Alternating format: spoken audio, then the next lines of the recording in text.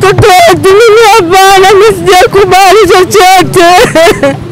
Mtoto wetu anaonyesha kila mpaka kwenye ultrasound. Huyo sio kwetu jamani, serikali tufanye sana Mama Samia. Huyo mtoto mwenye kilo 2 sio kwetu jamani, kwa nini tufanyia hivi? Basi ndio. Deni irudiwe tafadhali. Mimi na Mama Samia Suluhu Hassan achukue deni ya watoto wote waliozaliwa hiyo siku, kwa sababu huyo mtoto mwenye kilo 2 sio kwetu. Na huyo Gloria alishampa huyo Mariam akawa anamnyonyesha. Alafu tena amemtoa kwa Mariam amempeleka kwenye hiyo sindo premature room, ndo anasema ni mtoto wetu. Hapana. Hapana. Deni anasema kwamba nitasielewi. Kwani alimpa huyo Mariam huyo mtoto? Ya, naitwa Prosper Msofe, ni diwani wa kata ya Daraja Mbili, na niko na mama hapa, ni mwananchi wangu lakini pia vile ni balozi wangu. Ya, alipata message asubuhi kwamba matokeo yametoka ya DNA ambayo ilikwenda kupimwa, na tulipokea DNA inaonyesha kwamba mtoto ambaye sasa ni marehemu alikuwa ni mtoto wa Neema ambaye ni mtoto wa balozi, kwa maelezo hayo. Lakini kwa maelezo pia mama anasema mtoto yule alivyozaliwa hata kama alikuwa ni wa kwake, lakini hakupewa akanyonyesha, alinyonyesha mtu mwingine. Na baadaye mtoto akachukuliwa tena akarudishwa akaambiwa ni wa kwake, pamoja na kuchanganya na kanga na mambo mengine. Kwa sababu tumetoka polisi sasa hivi na bado wamechoka, ninataka tupate muda zaidi wa kujua tutachukua hatua gani baada ya hapa. Lakini bado ni majibu ya DNA yametoka, bado faili itakwenda kwa mwanasheria wa serikali. Bado tuna room kubwa ya kujua zaidi ukweli ulikuwaje, kama alikuwa kweli ni wa kwake, kwa nini alipewa mtu mwingine akamnyonyesha.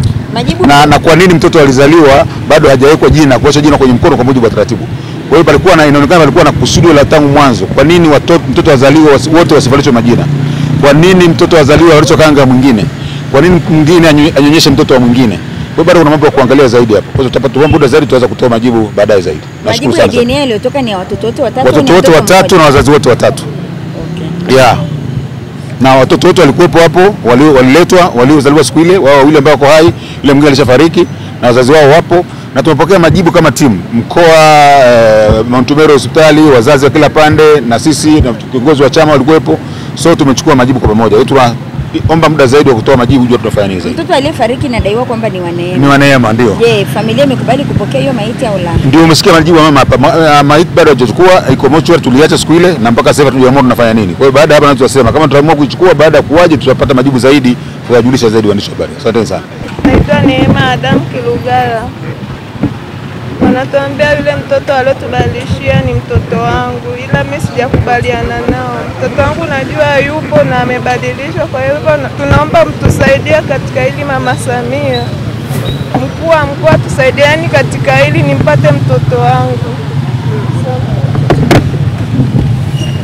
Naitwa Fauzia Mustafa, ni wakili wa kujitegemea Arusha, lakini pia natokea kampeni ya Mama Samia inayotoa msaada wa kisheria.